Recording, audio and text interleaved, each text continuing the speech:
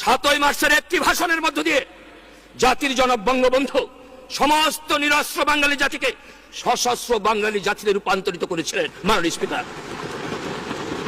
আমি মাইকের সামনে গিয়ে বলেছিলাম, আমার নেতা তোমার নেতা শেখ মুজিব, শেখ মুজিব।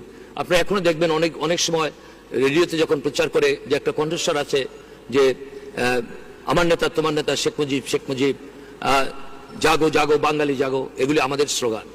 তোরে আমরা গণ অভ্যুত্থান করেছি, আমরা স্লোগান দিতাম পাঞ্জাব না বাংলা, পিন্ডি না ঢাকা।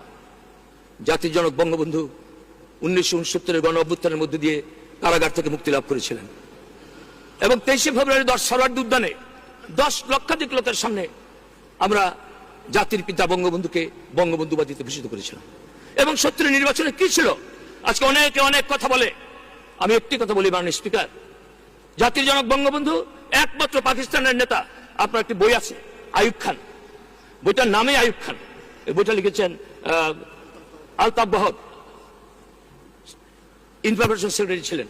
সেই বইয়ের মধ্যে লেখা আছে বঙ্গবন্ধু ফরিদপুরে কি বক্তৃতা করেছেন, মোনায়েম খানের চামড়া দিয়ে জুতা বানানোর কথা বলেছেন।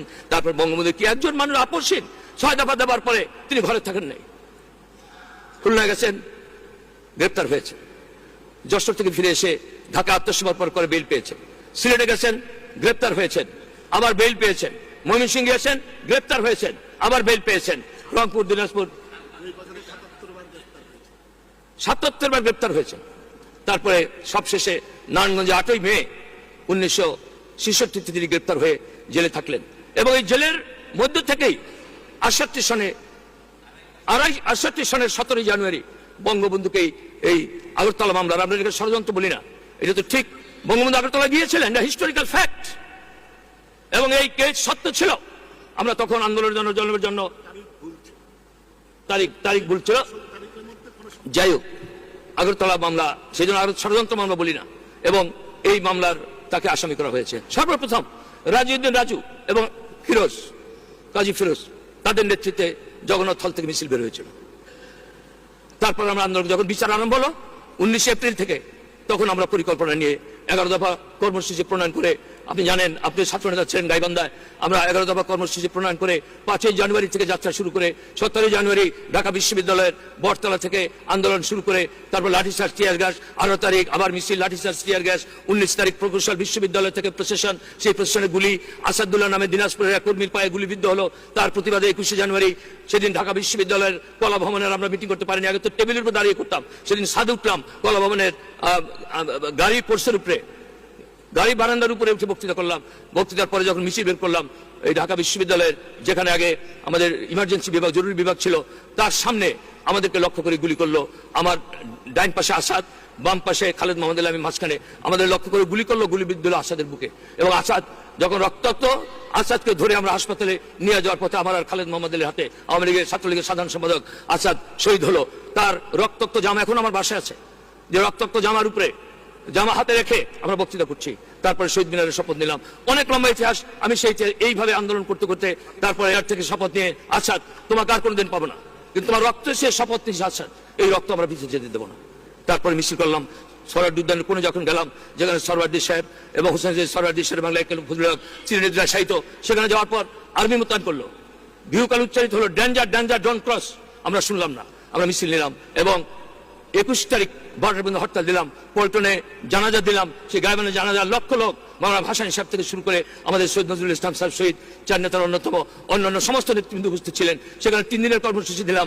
22 তারিখ কালো ব্যাজ ধারণ, কালো পতাকা উত্তোলন, 23 তারিখ মশাল মিছিল, 24 তারিখ 2টা বন্ধ হরতাল। 22 তারিখ এমন কোনো লোক নাই যে কালো ব্যাজ বুকে ধারণ করে নাই, এমন কোনো বাড়ি গাড়ি ছিল না যে কালো পতাকা উত্তোলিত হয় নাই। 23 তারিখ রূপান্তরিত ঢাকা মহানগর মশালের নগরীতে। এবং 24শে জানুয়ারি সেই গুলিবিদ্ধ হয়ে বিক্ষুব্ধ জনতা যখন এক মন্ত্রীর বাড়ি আক্রমণ করলো, তখন মতিউর মকবুল রুস্তম আলমগীর শহীদ হলো এবং পল্টনের লক্ষ লক্ষ লোক এলো। এবং ঢাকা শহরে কোনো মানুষ, মাননীয় স্পিকার, সেদিন বাড়িতে ছিল না। এই মতিউরের পকেটে এক টুকরা কাগজ পেলাম, লেখা ছিল, মা আমি মিছিলে যাচ্ছি, যদি ফিরে না আসি মনে করো তোমার মতিউর বাংলার মানুষের জন্য, প্রিয় নেতা মুজিবের জন্য জীবন দিয়ে গেল মতিউর রহমান, 10ম শ্রেণী, নবকুমার ইনস্টিটিউট, পিতা হাজার আলী মল্লিক, মতিঝিল কলোনি। এই ঠিকানায় আমরা পল্টনে লোক রাখতে পারি না, মানুষ এই গভর্নর হাউস আক্রমণ করতে যায়, আমরা ইকবাল হলের মাঠে নিয়ে আসলাম।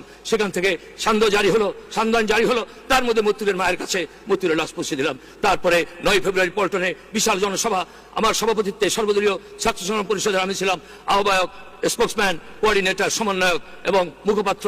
সভা শেষ, সেখানে স্লোগান দিয়েছিলাম, শপথ নিলাম মুজিব তোমায় মুক্ত করব, শপথ নিলাম মাগো তোমায় মুক্ত করব। এবং এই আন্দোলনের পথ বেয়ে সার্জেন্ট জহুরুল হক জীবন দিল 15 ফেব্রুয়ারি, ডক্টর শামসুদ্দৌলা শহীদ হলেন 18 ফেব্রুয়ারি।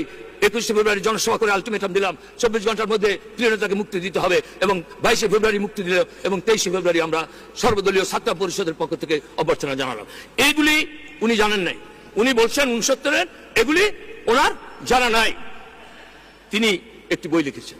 সুতরাং তারপরে বঙ্গবন্ধু গোলটেবিল বৈঠকে গেলেন, অনেক ইতিহাস মাননীয় স্পিকার, আমি লম্বা, আমি দুঃখিত, আমার নিজেরও ব্যক্তিগত কিছু কথা এসেছে বলে আমি মাপ চাই, আমি দুঃখ প্রকাশ করছি। আমি ঐতিহাসিক ঘটনা বলতে গিয়ে যেহেতু তার সাথে জড়িত ছিলাম সেই জন্য কিছু কথা বলেছি।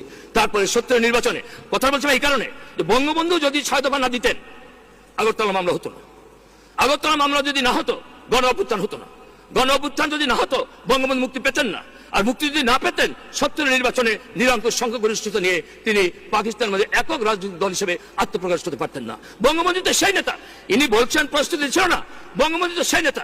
তিনি 3রা জানুয়ারি 1971 নির্বাচন হল 7 ডিসেম্বর, এবং পাকিস্তানের জাতীয় পরিষদের 7 ডিসেম্বর, প্রাদেশিক পরিষদের 17 ডিসেম্বর, এবং 3রা জানুয়ারি তিনি শপথ নিলেন 6 দফা আমার না, 6 দফা আওয়ামী লীগের না, 6 দফা জনগণের সম্পত্তিতে রূপান্তরিত হয়েছে। কেউ যদি 6 দফার সাথে বেইমানি করে তাকে জ্যান্ত কবর দেওয়া হবে, আমি যদি করি আমাকেও। পাকিস্তানের বুঝে গেল। তারপরে অনেক ইতিহাস এই এখন আসলো।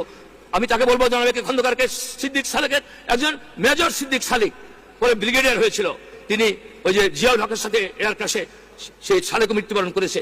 তার বইটা যেন পরে witness to surrender, what was the father of the nation, what was his preparation. মাননীয় স্পিকার, বঙ্গবন্ধু বলেছিল এলএফের অধীনে নির্বাচন করে কোনো লাভ হবে না।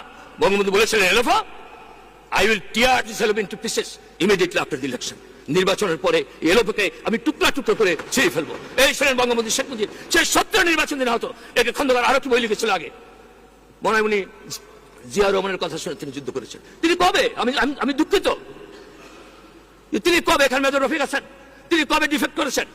In the month of April, যুদ্ধ আরম্ভ হচ্ছে 26 মাস, হি ওয়াজ হিয়ার। আমরা বলি না কেন সব বই রাখে, তারও কারণ জানি, সময়টা কোন সময় বেছে নিয়েছেন তাও জানি। বঙ্গবন্ধু কন্যা শোকে, দুঃখে, বেদনায় পাথরের মতো। তিনিই তো বলেছিলেন যে আমার বাবার লাশ যখন ওখানে, আপনারা তো গিয়ে রেডিওতে মুস্তাক, খন্দকার মুস্তাককে সমর্থন দিয়েছিলেন। তারপরে সাংবিধানিক কিছু প্রশ্ন নিয়ে কথা উঠেছিল, আমি সমালোচনা করতে চাচ্ছি না, বললে অনেক কিছু বলার আছে মাননীয় স্পিকার। এইসব কথা বলে, এইসব কথা লিখে অন্যদের হাতে অস্ত্র তুলে দেওয়া হয়। আমি অবাক হয়ে যাই, মানুষের মধ্যে কৃতজ্ঞতা বোধ কেন থাকবে না মাননীয় স্পিকার? আমাদের শোকের কথা বলেছি, দুঃখের কথা বলেছি বঙ্গবন্ধু কন্যার। তিনি তাকে মন্ত্রী করেছেন, প্ল্যানিং মিনিস্টার ছিলেন, অনেক বয়স হয়েছে, আমি তাকে সম্মান করি। কিন্তু আপনি কি লেখলেন এটা? আপনার লেখার কোনো প্রস্তুতি ছিল না, আপনার লেখার জয় পাকিস্তান প্রস্তুতি ছিল না। 7ই মার্চের একটি ভাষণের মধ্য দিয়ে জাতির জনক বঙ্গবন্ধু সমস্ত নিরস্ত্র বাঙালি জাতিকে সশস্ত্র বাঙালি জাতিতে রূপান্তরিত করেছিলেন মাননীয় স্পিকার।